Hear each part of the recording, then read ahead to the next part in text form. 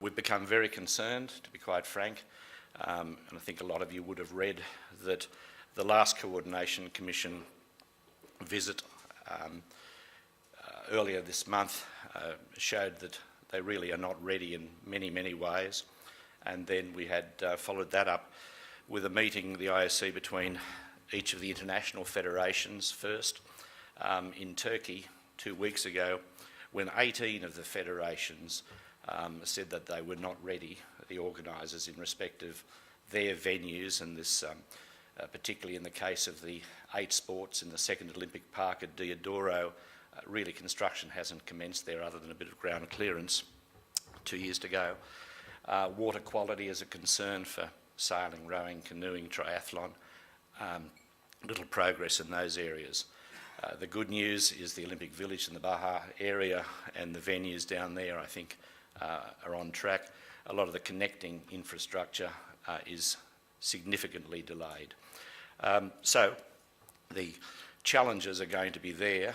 If you do your adversarial assessment, as you've counselled us to do, Your Excellency, then there's a lot of problems that we have to overcome, and we will only overcome by being the best planned and best prepared team. We have taken the position now of increasing our presence and the regularity of our visits to Rio.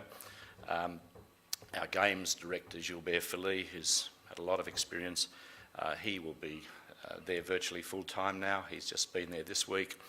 We are appointing a construction project manager to report to us. We are employing now experienced game staff in a number of key functional areas which are lacking there at the moment.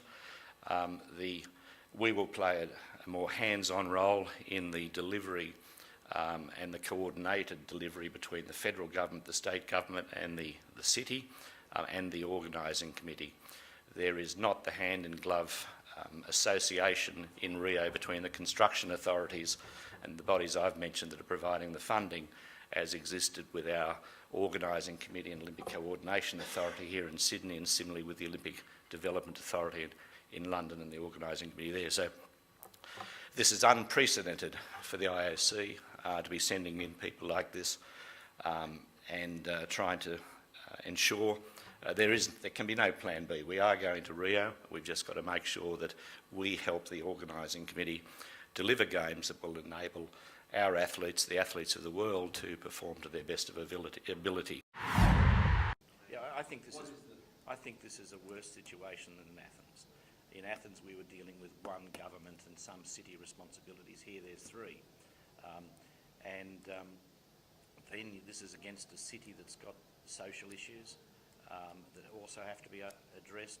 A city that's also trying to, in a country that has to deal with the FIFA World Cup that's coming up in a few months. So there's a number of things they're doing, and it's difficult.